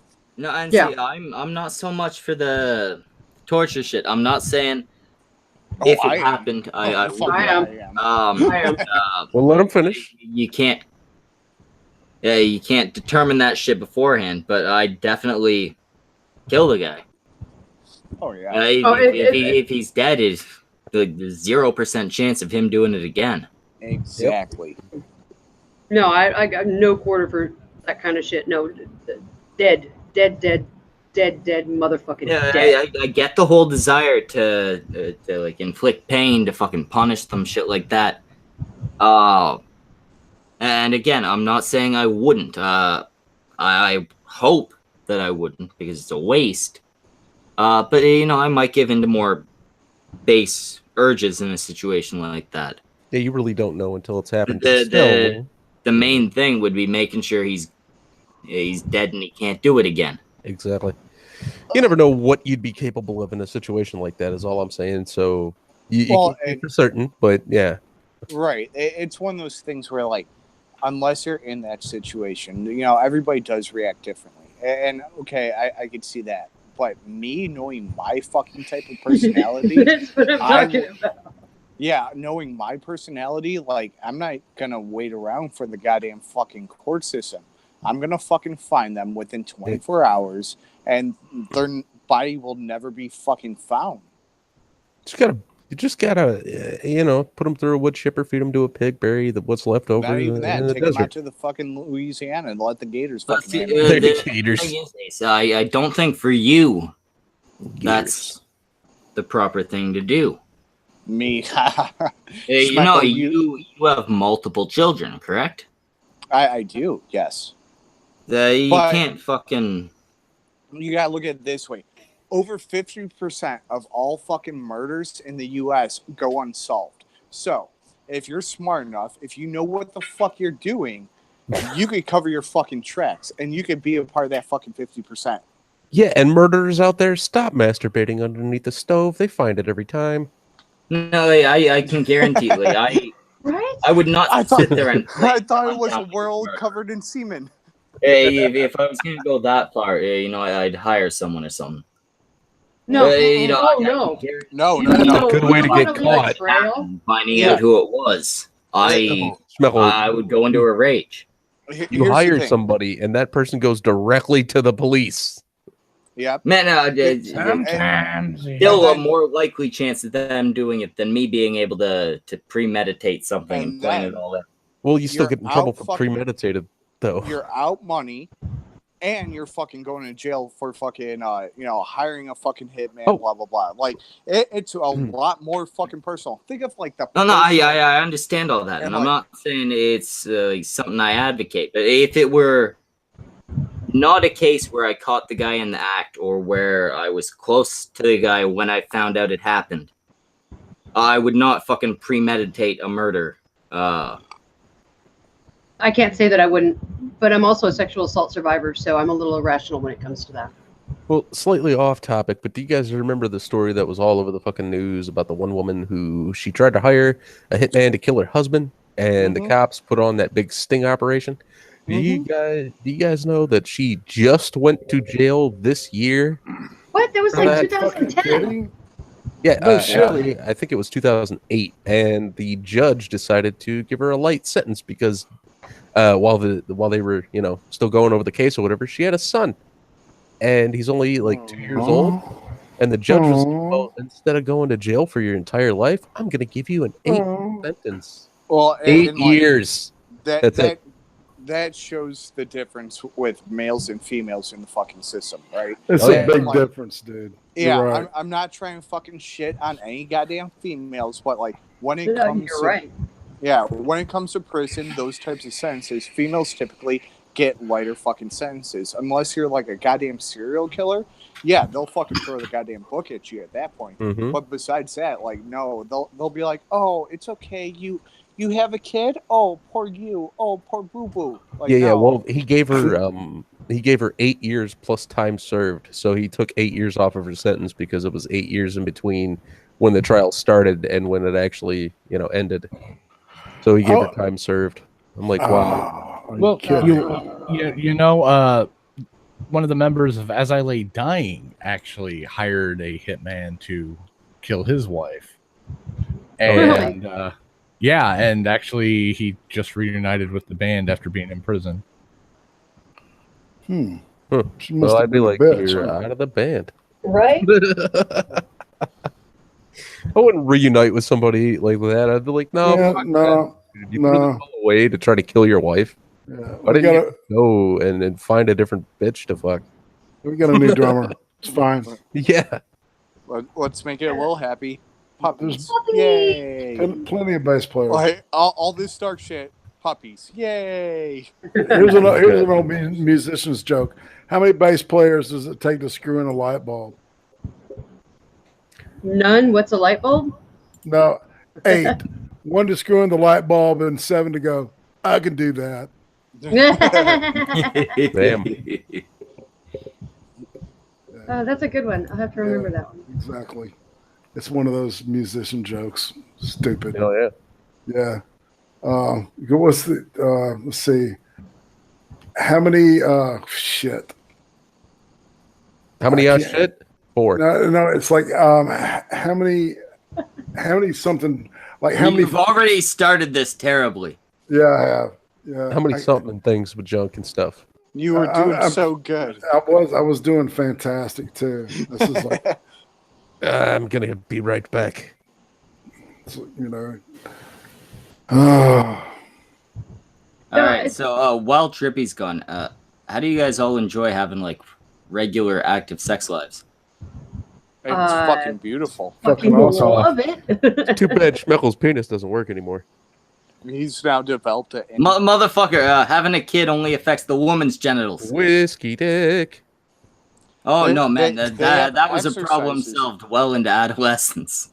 There's exercises that your woman could do to tighten that shit back up. I'm just saying. No, yeah, they got the Kegels and all that. Kegels. Feeling the Kegels, whatever. I have a feeling the woman does them. I don't really ask her about her pussy tightening habits. Kegel sounds like a snack. Yeah, I could eat a box of Kegels. It's actually Kegel because it was a German that came up with it. Yeah, das Kegelmann. It's a Kegel, like Spiegel. Squeeze your pussy. Yeah, I don't understand what the exercises are or how they work or anything like that. I know they apparently fix the elasticity damage caused by children. Actually, you use them prior so that you have better muscle control during labor and delivery. Causes less damage to the body while you're having a child. I know some women do them after the fact. It's helpful, but it's not as useful as it could be. Yeah, I have no idea what it actually does. I assume it tightens the pussy muscles, since It seems to be like exercises. actual medical science, not something. It exercises the vaginal muscles. You tighten and loosen them. I mean, that's probably a good thing. Any of you who have children out there, the females, of course, the men don't need to do this. Unless you're a gay man. Are there like gay Kegels for like the asshole? Buttholes? Butthole Kegels? Ass Kegels. Is that a thing? I have no clue. No, but Well, yeah, you know what? I'm gonna assume that there are similar women who have children. Can do. Men You need who to are ask getting Addie fucked up or the ass by Lo-Fi. huge dicked men. Here's one of Exercise the those things. holes. You'll please your partner better. Supposedly, if you fucking practice sphincter control and like contracting and fucking spreading that shit out while you're doing a lie detector test, it'll help you pass a lie detector test. It keeps your heart rate consistent. Well, yeah, that's the same with any consistent exercise. If you can get it so that you're doing it almost without paying attention, yeah, it's gonna calm you, lower your heart rate. Obviously, other than cardio. Random question. What does this have to do with R. Kelly or music? Well, see, the It's funny thing involved. is that while R. Kelly was taking his lie detector test, I have no fucking idea how it ties to R. Kelly. R. Kelly likes to piss on people and piss on minors, and he made a song that admits to all that. Well, yeah, we kind of got on this because we started talking about the whole pedophilia fucking type bullshit. And like, Oh yeah, that's where- also he's definitely into children. Well, yeah, that's where. Or me sorry, and fucking a Tim teenager. rage. He'd like to be very careful about the differentiation. I don't care. Either way, he's a sick fuck, and I think he needs to burn in hell. Mhm. I'm wondering what his mentality is. And oh yeah, I fucks with some people. What the fuck's your problem? Well, I was like just you trying to said, understand the methodology. like you said in that song, fucking, I fuck older women and younger women, but people want to call it pedophilia. Like, yeah, we're gonna call it fucking pedophilia when you're fucking a 14. No, I'm sorry. If you're sitting there and you're like, I fucked older women and younger women, that's entirely okay, as long as the younger women aren't under the age of consent. Right. Exactly. And he said before in other songs, fuck the IDs. Man, Oh. that's maybe that was unrelated. It might be something about like drinking or It was on the song something about the Ignition. context. Oh, Oh. yeah. Wah, wah, wah. You're just fucking asking my problem. Yeah, I did it. So fucking what? Yeah, pretty much. And What like the fuck was that? somebody's butt squeak. I was irate. But like that song is just him fucking trying to cover his ass. Like where like now How he the can- fuck do you cover your ass by admitting to everything you did? because Why do y'all listen Bad to this ass fucktard? covering. Why do y'all listen to this fucktard? That's my That's question. what I'm wondering. How is this man selling a fucking record? Nobody Exactly. listens to R. Kelly. Okay, That's why then he why are put we out fucking a talking song about that him? would have because a, it's so that fucking he could have attention drawn back to him. Fuck that dickwad. Let's move on. it's like internet blood sports. Why does anybody pay attention to it? Because it's fucking drama and you want to laugh at the stupid fucking drama. Well, I came up with internet minstrel blood sports. There we go. That's right. But like I said, he's covering his ass because you got to think about it this way. Like, if they fucking bring him up on charges now, what he's going to do is he's going to show that song, or the lawyers are going to It's talk public about knowledge. that right? song and go, hey, he admitted to this and that. He's talking about where he has fucked younger girls, but it's not pedophilia. They're going to fucking point to it and use it in a fucking court of law. And it's not going to matter on either side. The side trying to prosecute is going to be sat looking at the whole artistic license thing, and the side the defense, they're going to be sitting there going, "Oh yeah, he admitted all these things, but artistic license," and they're going to sit there and go, "Yeah, but he also did all these things." Mm-hmm. Now, if they try and come in with the whole argument that he's admitted to these things, but it wasn't pedophilia, then the important part of that conversation is going to be he admitted to these things. If he keeps his mouth shut and tries to just stick to the artistic license, to the whole, it's art, I'm telling a story, it's not a story about me. It's worked for a bunch of rappers. There was the one guy who was busted for murder because he basically described the crime in detail nobody else could have known. But short of that, it's very hard to bust somebody for something that's art. And that's why I said he's trying to cover his ass. He's not fully covering his ass, but he could use it as a means of hey, I admitted all this shit and it's public record. It's out there for anybody to look up that I did this, I did that, and but I'm not a pedophile because I'm saying in the song, how do they call that pedophile shit? Because, yeah, I fucked around with younger people, but I never said anything about being fucking 14 years old and then fucking marrying them because I'm such a fucking goddamn piece of shit. No, and that's the thing. They're going to look at that and go, hey, you're saying you didn't do this, but reality conflicts with that. If they try and bring that song up as some type of defense, he's fucked. It doesn't make sense. It's just the other part of it that's kind of confusing to me is how drastically the mindset has changed because, Jerry Lewis married his 14-year-old second cousin and nobody really made a stink about it when it happened. Jerry Lee Lewis. Or Jerry Lee Lewis, sorry. Yeah. It's I'm not complaining about it or saying it's wrong or anything. It's just I'm noticing the cultural shift was rather rapid. I mean, it was 50 years. And here's a question for you, Emma. Did you know who his cousin was? Jimmy Swaggart. Which one was the most depraved?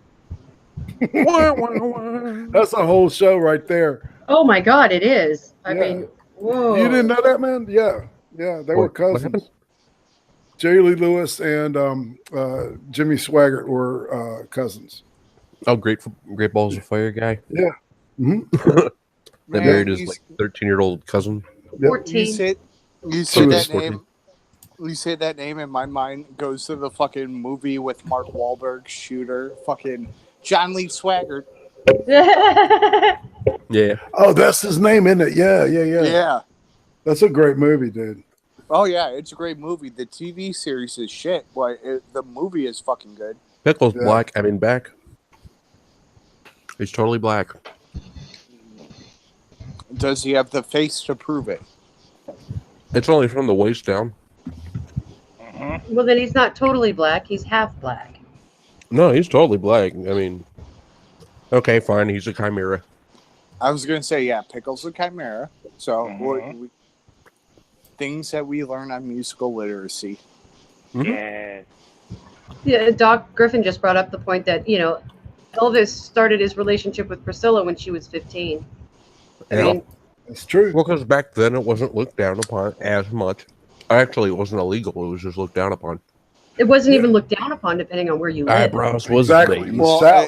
In the South, it was like you had to have your kids early, so you married younger, and you had to work them in the fields, I want to say it's like Alabama just changed their fucking laws where you can't marry a fucking cousin. But, there's still some states that have laws on the books where it's okay to fucking, marry a cousin or... Well, you want to know something worse, Ace? Most of your states, with parental permission, children can get married to adults. Yep. No, we have mandates on age limits, though. It's like you have to be over 15 in a lot of places. I'm pretty sure the bottom end in at least some of the states is 12. Pretty sure you're right. No, that hasn't been for a while. Yeah, they've moved it up, but at the same time, that's still pretty jacked up. Dude, look at somebody like Ted Nugent, who literally had his girlfriend's parental rights signed over to him. I was not aware of that. Yeah, but there's a whole lot of other stuff involved in that. Trippy, he was removing her from an abusive situation, and. But was he dating and fucking her? Yes. They got married. At what age? She was 17 when they finally got married. Okay, at what age did they start fucking? I don't know, but I do know that he took over parental control of her when she was like 14 or 15. So probably around that age. No, possibly. I don't know. I haven't heard all the details, but I do know that he won't ever hear all the details because I'm sure Nugent's going to keep some of them to himself. Fuck Ted Nugent. Fuck Ted Nugent at this point. Well, dude, I've kind of said that about him before because he was not only that, but he was also a draft. I almost had him on the show one time. Okay, didn't know that. He was almost a fucking. That will not be something that happens if he is a fucking child. Are you sure that you weren't talking to a guy named Ned Tugent? I did actually speak with a Ned. What was it, Sugent or something like that? But no, it was the proper Ted Nugent. I was working on getting him on. Politipod was doing something at the time. I can't remember what. Well, if it makes you feel any better, I don't think he ever had any kids with her. She was just like a surrogate mother to his kids. Doesn't matter. He was still dicking a child. And like one of the weird things about Ted Nugent, like you look at him now, like people see pro-America. He's a draft dodger. Yeah, and I was going to get to that. Like, a lot of people look at him now, they're like, pro-America, he's fucking awesome. All about America, the Constitution. He took down Pierce Morgan in that one interview, blah, blah, blah. But, like, you look back at his fucking early life, and, like, let's be honest, like, most all of us had said stupid shit when we were fucking teenagers in our early 20s. I have never said a stupid thing. Yeah, sure. Okay. I'm waiting for it to happen one day. Anyway, everyone, but didn't he piss himself when they were giving him his physical? He has a lot of piss stories, Triffy. Can we go through all the R. Kelly piss stories? Not R. Kelly. I was talking about Ted Nugent. Like they were giving him a physical to accept him into the army so that he could be drafted, and I think he either pissed or shit himself just to get out of it. That's a good way to not get drafted, I guess. Yeah, well, when he did that, they deemed him mentally unfit. Well, mentally unfit for war. I don't buy that. Pissing yourself is better than fucking swallowing cotton balls and hoping that you don't get fucking drafted. Because a lot of the dudes who fucking swallow cotton balls during that time, like, they still got drafted. They're like, no, bitch, we know these are fucking cotton balls. Mm-hmm. Well, what was that in an attempt to fake, though? I disagree with the concept of a draft in the first place, but the concept of the draft is I'm sorry, drafted. The draft it's terrible for the people that get drafted. Sometimes it's necessary if you want to continue to have your country. Oh no. To me, and this is coming from a vet, I am against a draft. Like if you want to voluntary soldiers, you want people that want to be there. You definitely want those guys a lot more. But I mean, if the numbers are too low and you got a real threat, I mean, there could get down to a point where you absolutely need to do it. But if you are at a point where you have to institute a draft, that means that you have fucked up in some sort of political or social fucking way. You got yourself into a war you can't win. Yeah, so you have to rethink your fucking strategy at the fucking highest level versus the lower levels of fucking the military. Yeah, once a war has been started, sitting there and just rethinking your strategies, it's not always gonna smooth things over. But did you guys know that there is actually no law against drafting a firstborn son, and that was a bunch of bullshit? Oh yeah. No, they did it because they lost so many young men It's not you a thing can anymore. draft a firstborn son like Oh. that. Yes, it was a thing for about 20 years, and then they took it back. They took it back around the time that they did the last draft. They were like, okay, we need everybody. It doesn't matter when you were born. If you're the only son, you're going. Well, yeah, my dad was the only son, and he was, well, he knew he was coming up on the list for drafting, so he just went. He just went what? He just went in. He just went and joined. Oh, okay. Well, yeah, that's the thing about it. Like, a lot of people thought, oh, I only have the one son. There's no way that there's no way he's gonna get drafted. No. Well, and people exactly still have that mentality. Like, people, okay, so, like, me and my brother, we were serving in the military at the same time. Fucking, I was already deployed. He came down on orders to fucking deploy too. And somebody in our family was like, well, they can't do that. They can't send both of you over there. You know, somebody has to carry on the fucking family name. We're like, no, that's not how it fucking works anymore. Like, it used to work like that, yes, but we could still both go fucking overseas. Yeah. But I disagree with it on a voluntarism thing. For me, it's about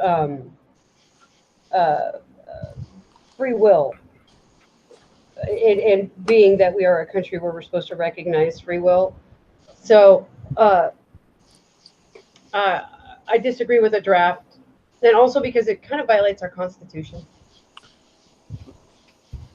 Oh, and one of the reasons why I said, like, I'm against it, you know, because you gotta look at it this way. Like, I look at it as if, you know, let's say fucking they try to draft Trippy. Trippy's not fucking for it. Doesn't want to fucking do it. Do I want to have fucking Trippy next to me as fucking bullets are flying down range? Hell no. No, I don't want him there. Fuck no. I'd rather have the person who goes, you know what? I need to do it because it's for my fucking country. I'm trying to defend this, and, you know, I'm trying to fucking keep the people back home fucking sleeping safe in their beds at night. And like, I'm not trying to get into a whole diatribe about the whole fucking military and everything, but, like, this is one thing that people fucking mistake and people fucking get wrong is, yes, we have to go overseas. Yes, we have to do some fucked up shit. But you have to remember, as a fucking American citizen, if you never join the military, those people who fucking voluntarily raise their fucking hand, especially during a time of war, they said, I want to make sure you sleep good at night. I want to make sure nothing happens to you. You are fucking blessed in everything that you fucking have right now. Mm-hmm. I was too much of a bitch to try to serve, so I have the utmost respect for those who did. Man, I'll tell you like this. I fucking raised my fucking hand during the time of the fucking Iraq war. I knew that fucking I was going to get deployed at some point in my fucking military career. Mm-hmm. Within fucking a year of me being in, I was already fucking overseas in Iraq. So I already knew that I was going to go in. I knew that there was a good likelihood that I was never going to fucking come home. I was going to fucking come back in a casket. But to me, I went, as long as everybody else, if I'm fighting something where everybody else could be happy and safe at fucking night, that's fucking beautiful, and I will fucking die for them. Mm-hmm. Let's see. I have a cousin whose ex-husband, when I first met him, he was just about to go into the army. And he was like, what I'm going to do when I get over there, I'm going to have like 2 M16s, and I'm just going to pop out of bushes and fuck people up and shit. I'm going to be Rambo. And I was like, you're not going to last long, dude. Yeah, no. I got a friend who's totally fucked up. He did 6 deployments in the first Iraq war. Yeah. Well, the second, sorry. Right after 9/11. He did 6 tours in like 8 years. Yeah. It was just fucking wreckage. Well, see, when I told him he wasn't going to last long, he goes, what do you mean by that? I'm like, you're going to end up getting your dumb ass shot if you're running out there trying to be Mr. Superhero. Yep. And he's like, no, I won't. And I'm like, okay, yeah, I'll talk to you or not in a few years, whether you know. But he ended up going overseas for like shit. I think like only like 3 fucking months. when they sent him back home. He wasn't in there very long. Yeah, because he probably went over there, tried to be fucking Rambo, and then they sent him right the fuck back going, no, bitch, like, that's not how it works. Most likely. And one of the things about, like, a lot of the fucking dudes that I met in my military career who talk big like that, like, oh yeah, I'm gonna go do this, I'm gonna go do that. They're the first motherfucker to ball up when fucking you get hit with the IED, you get hit with the RPG, and fucking any of that shit. Like, they're the first person to fucking ball up. And like, I've been open and honest about my fucking military career. I did intel, and being intelligence, fucking, I told a lot of my fucking commanders, like, I cannot give you accurate intel unless I am one of the fucking people actually out there on the fucking battleground, you know, seeing what the actual situation is, because, you know, it relays a lot better. I understand the people, what we're trying to accomplish, what the fucking goal is. You know, that is more fucking beautiful than somebody sitting behind a computer going, well, you shouldn't go here because they might blow you up on MSR Tampa. Or going down this spider trail, we've had reports that this happens or that happens. No, fuck that shit. I want to be the motherfucker out there to go, this is a fucked up area and this is why. This is what they are hitting us with. And one of the first fucking missions I fucking ran, we had a guy who just got a fucking basic AIT. He came straight over and he was like, yeah, I'm going to fuck some shit up. I'm going to fuck people up, blah, blah, blah. As soon as we got into a fucking firefight, he was crying like a little bitch. And I got some respect from the platoon sergeant because I ran up, I kicked him in the back of his fucking Kevlar. I was like, listen, don't be a fucking little cunt. You're fucking infantry. I'm not even fucking infantry. Pick your goddamn weapon up and get the fuck out there and fire fucking back. Yeah, that sounds about right. Yep. And like I was saying, the dudes who want to talk big like that, they're the first ones who are going to ball up. That's what I was telling them. I'm like, you're going to end up either fucking yourself up, or the first time you try some shit like that, you're dead. Yep. Well, and it goes back to the fight or flight instinct. You really, like, you do not understand who you are as a person until you literally hear fucking rounds flying past your head. And you're like, oh, okay, this has happened. Okay, yeah, I need to fucking shoot back right now. Or I'm not ready to die, and you fucking ball up like a little bitch. And I understand. Like, people do have those two type of mentalities.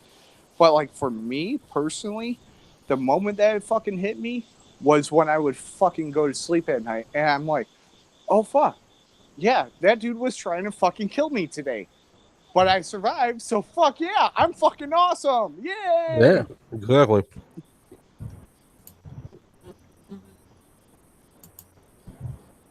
Oh, and I am trying to get Rusty's attention. I just haven't got a message back from him. Who? So, my buddy Rusty. Rusty was... I completely zoned the fuck out for like apparently 20 minutes. I'm sorry, I didn't tell the story about fucking killing any kids, so I know you zoned out. Man, Ace, are you gonna tell a kid killing story? No, not now. Oh. He never did that when he was in the military. No, Man, motherfucker, that's else. the whole reason Sarah got angry at me. Nope. Mm-hmm. Nope. Ace killed some goddamn children. I asked about it, and Sarah was like, you can't ask fucking veterans that. No. He didn't kill children. He killed You need a to would-be respect murderer. our veterans. You need to respect them because, Schmeckel, you don't understand what they sacrificed and blah, blah, blah. Bitch, I'm Canadian. Yeah. No, you don't know what they've done for your freedom. That was the great, like, I was fucking dying on the inside because I know fucking Schmeckel was Canadian, like, before all that shit was going down, and she was just going off like a stupid fucking cunt. And I'm like, Schmeckel's Canadian. I wish that would have happened live in a way. Yeah, no, it would have been a lot better if it had been live. Mainly because it would have explained the whole drama that came after that. Yeah. Yeah. Anyway, we're hitting 10 o'clock. We're gonna wrap the fuck up. Skinny Jimmy, do the Smosh thing. Who in the fuck is Jimmy? Yeah. It's a Smosh. Do the Smosh thing. He's talking to me, guys. I guess. Who knows? I don't speak monkey. Skinny Jimmy, Skinny Smosh. You. It's confusing. My name's Mike. Really? That's not what I pegged you as. You're a Mike? Yep. I always figured you were like a Lawrence or something like that. Lawrence? One of those awkward names. I beat the shit out of Lawrence. Who is this? Who's fucking Lawrence? By the way, tonight on Musical Literacy, we had Schmeckel, Ace of Skulls, the Dimmer, Irate Prostate, Full Metal Pickle, and a Chirpy Poop. Hey, look at Ace over there with a cigarette. He's gone. There we are. So we're gonna shut the fuck down, cunts. Show back up in about an hour. We're gonna have the Blackman button. Tonight I got American Phoenix, Irate Prostate, possibly Brockus, maybe Brockus. We never know with Brockus. Until then, and if you skip their show altogether, I'll start a stream. You don't want to leave our show to watch Trippies. Trust me, you saw what tonight went like. Remember to clean your cocks, clean your cunts, rinse and repeat. Always praise the Lord Sniggles, and the blue whale is a false idol.